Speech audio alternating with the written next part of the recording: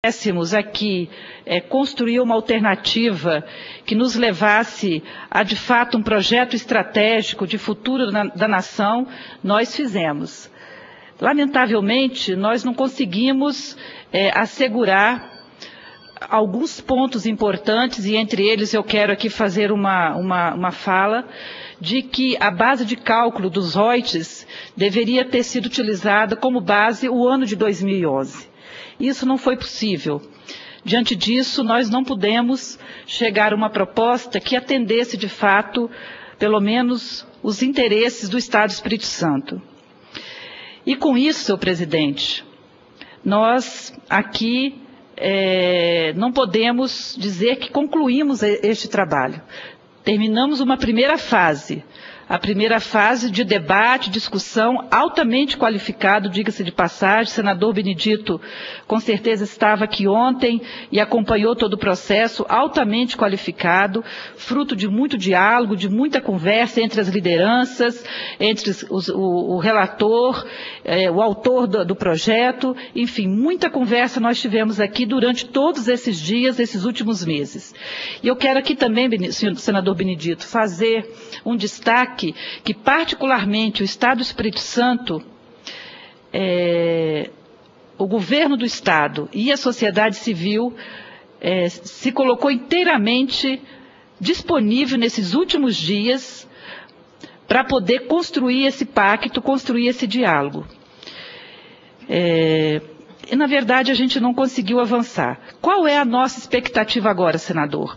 É que o projeto indo para a Câmara, nós vamos concentrar todos os nossos esforços para que possamos, juntamente com os deputados federais, tentar pelo menos garantir que a base de cálculo seja de 2011.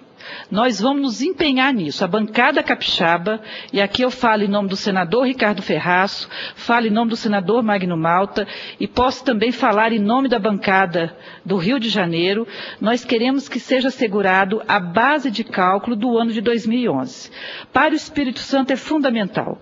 Eu digo que os impactos com a decisão que aqui foi tomada ontem é um impacto muito forte, já a partir de 2012, nas finanças do nosso governo, senhor presidente. Nós temos um planejamento, como todo governo tem um planejamento. E ao planejar, você pensa a médio e longo prazo. Pensa a partir daquilo que já está previsto em arrecadar.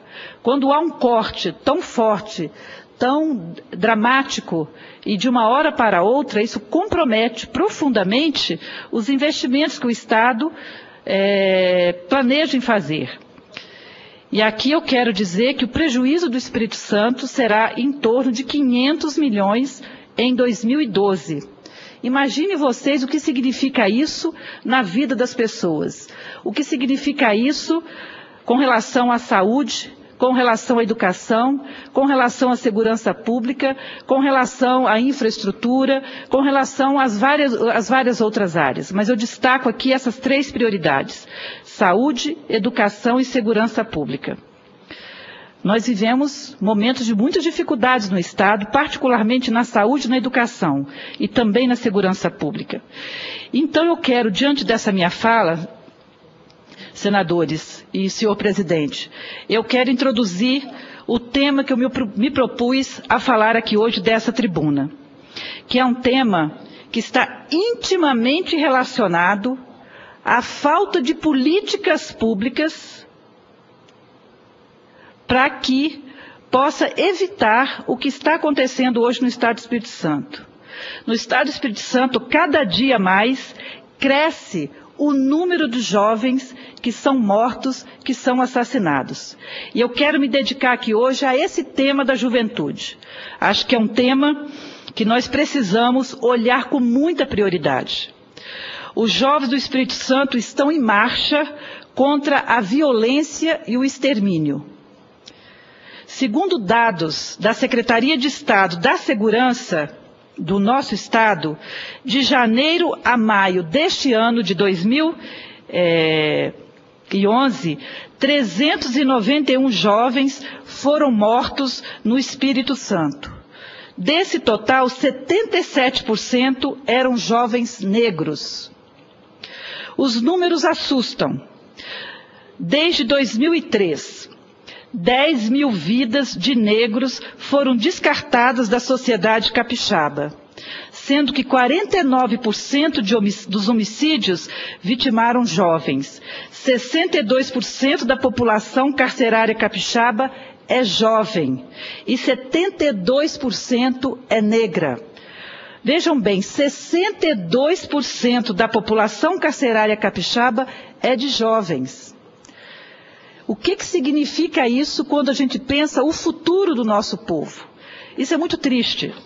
De 2003 a 2005, o número de adolescentes cumprindo medida socioeducativa dobrou de 54 para 114.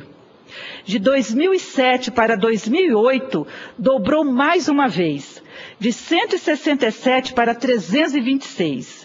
Em 2009, havia seis vezes mais jovens em medida socioeducativa do que em 2003.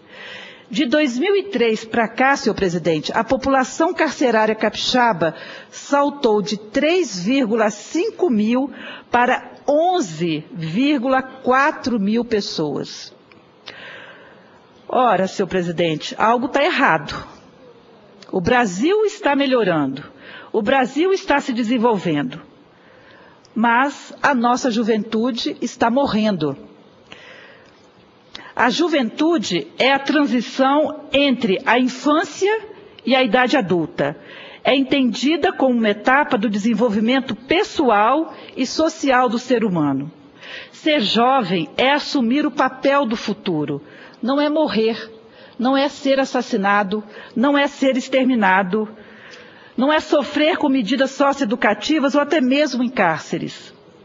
Desta forma, entendemos que o jovem tem se tornado uma ameaça à ordem social. Tenho certeza que eles não querem serem vistos como uma ameaça, mas como uma esperança para a nossa sociedade. E por isso marcham por justiça, por um olhar do governo para as políticas voltadas para esse segmento tão importante da população e que é importante para as nossas vidas. Eu digo que a minha juventude eu tive a oportunidade de curtir muito pouco, que eu tive que começar a trabalhar muito cedo, mas hoje eu me inspiro muito na juventude. A juventude tem mostrado para nós a sua disposição, a sua garra, a sua força, no sentido de construir um Brasil cada vez melhor. A juventude passa, então, por um momento difícil. O cenário é assustador também no Brasil. Apenas 41,3% dos jovens entre 15 a 24 anos vivem em famílias com renda per capita de mais de um salário mínimo. Somente 21% deles, entre 16 e 24 anos, estudam. E entre os jovens de 20 a 24 anos, apenas 36,4% concluem o ensino médio. E 3,6% chegam à universidade. Outro dado que também é muito triste. E pasmem, senhoras senadores e senadores, os jovens negros representam 75% dos jovens não alfabetizados. E o desemprego atinge 23,8% entre eles. Segundo o mapa da violência dos municípios brasileiros do ano de 2008, todos os anos 17 mil jovens são assassinados no país. A taxa de homicídios na população jovem é de 54,5 para cada 100 mil habitantes, contra 21,7% para o restante da população. As vítimas da violência, vejam só, são do sexo masculino, com idade entre 15 e 24 anos, negros e moradores da periferia. Também tenho dado, senador Benedito, que nasce mais mulheres do que homens. No entanto, nessa faixa de idade de 15 a 24 anos, existem mais meninas do que meninos, mais mulheres do que homens. Ou seja, nascem mais homens, mas eles morrem muito mais cedo. vítimas do tráfico, vítimas dos homicídios, da violência no trânsito, de toda sorte. Esses jovens não são quaisquer jovens. Eles guardam pelo menos algumas características em comum, mas que dizem muita coisa. Em nosso país, os assassinatos têm cara, cor, idade e classe social. Com isso eu quero dizer que é pobre, negro e jovem. O Espírito Santo é um dos lugares que apresenta os maiores riscos de morte para a juventude. Segundo o mapa da violência de 2011, somos o segundo estado onde mais se mata jovens no país. E o Brasil é um dos países que mais se mata jovem no mundo. Viver aqui é como viver numa UTI, entre a vida e a morte. Segundo pesquisa do Núcleo de Estudo da Violência e Direitos Humanos da UFES, Universidade Federal do Estado do Espírito Santo, 77% dos jovens já assassinados em 2011 no Espírito Santo são negros. O mapa da violência revela ainda que, enquanto o índice de morte entre os jovens brancos diminuiu dos últimos tempos e o de jovens negros aumentou em 12%. Não podemos ficar parados diante disso, senhor presidente. É preciso ação.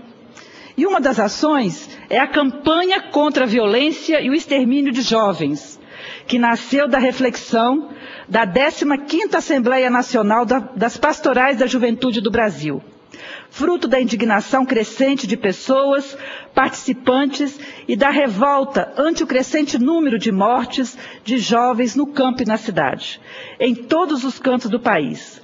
No Espírito Santo, a campanha é realizada pela Pastoral da Juventude e por diversas entidades juvenis, como o FEJUNES, o Fórum de Juventude Negra, o Instituto Tamo Junto e tantas outras, e tem o objetivo de construir uma cultura de paz em defesa da vida da juventude, denunciando as estruturas sociais que geram a violência e morte. É importante destacar que as situações da dependência de drogas lícitas e ilícitas têm gerado violência e morte de vários jovens. Por isso, vários grupos, entre eles a Pastoral da Sobriedade, também lutam contra o extermínio de nossos jovens. Existem também ações governamentais que ajudam no enfrentamento contra a violência. E aqui eu quero fazer um destaque, como é o caso do Programa Nacional de Segurança com Cidadania, o PRONASSE, do Ministério da Justiça, que obteve resultados positivos no Estado do Espírito Santo no último ano, a partir do projeto Território da Paz. O projeto lançado em 2009 no Estado pelo então presidente Lula contribuiu para a redução de 27% do índice de homicídio nas regiões mais violentas da Grande Vitória. O Território da Paz tem ações de prevenção à violência que envolvem integração entre poder público, polícia civil, militar, além de prefeituras e comunidade. Nas regiões dos territórios de paz, no Espírito Santo, foram implementados como estratégias de ação a polícia interativa, os projetos Mulheres da Paz, que conta com a participação de 400 mulheres, proteção de jovens em vulnerabilidade a partir do Protejo, que envolve 500 jovens. Além disso, foram desenvolvidos gabinetes de gestão integrada municipal, o GGM, os quais funcionam com representante de órgãos públicos e que definem as estratégias de ação nas áreas atendidas. O governo do Espírito Santo também está no combate à mortalidade de jovens e lançou em 2011 o programa Estado Presente, para levar às comunidades mais vulneráveis ações de cidadania e combate à violência e à criminalidade.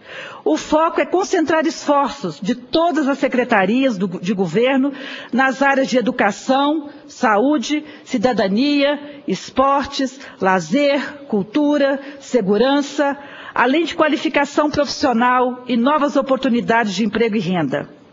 Com o programa, o governo do Estado pretende desenvolver respostas rápidas e permanentes, em parceria com municípios, ONGs, iniciativa privada, para reduzir os crescentes índices de criminalidade, na maior parte das vezes associados ao tráfico de drogas, além de democratizar o acesso aos serviços públicos, especialmente para a população residente em áreas de grande vulnerabilidade social.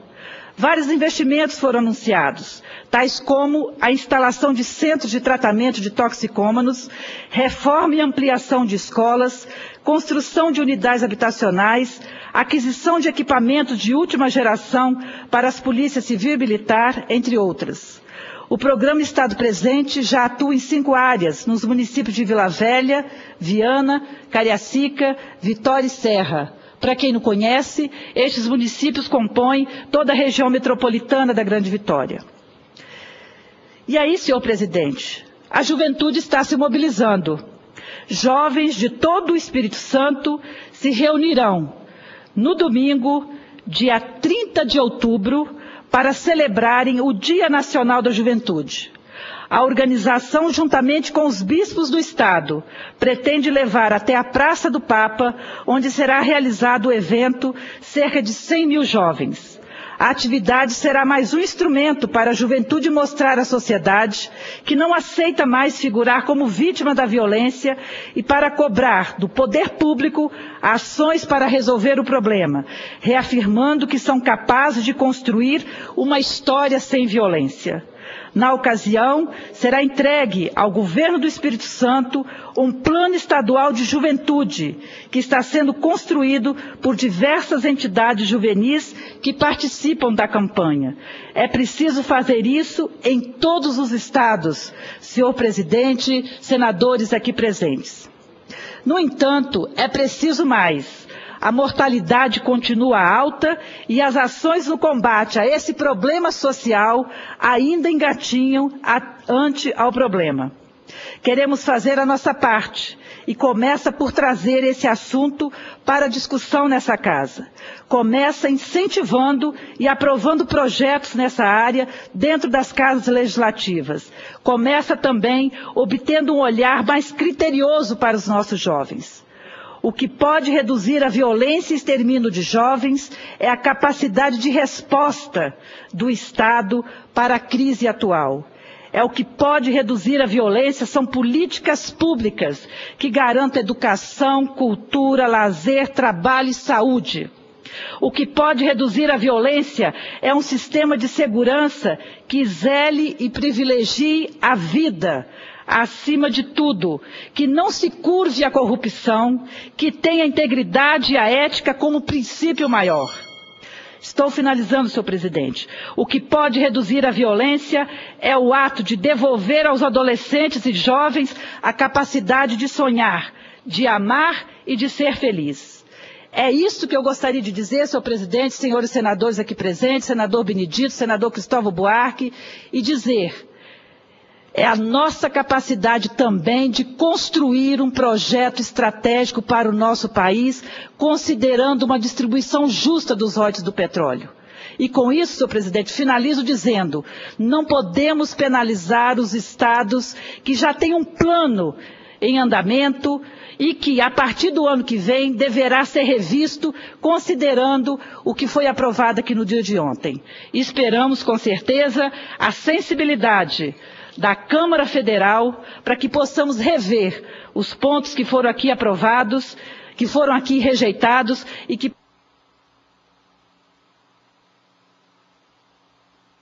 possam ser revistos e apreciados pelos colegas deputados federais. Era isso que eu gostaria de dizer, senhor presidente. Finalizo agradecendo a atenção de vocês e solicitando que tenhamos aqui a colaboração, a compreensão e a solidariedade de todos. Um grande abraço e até breve.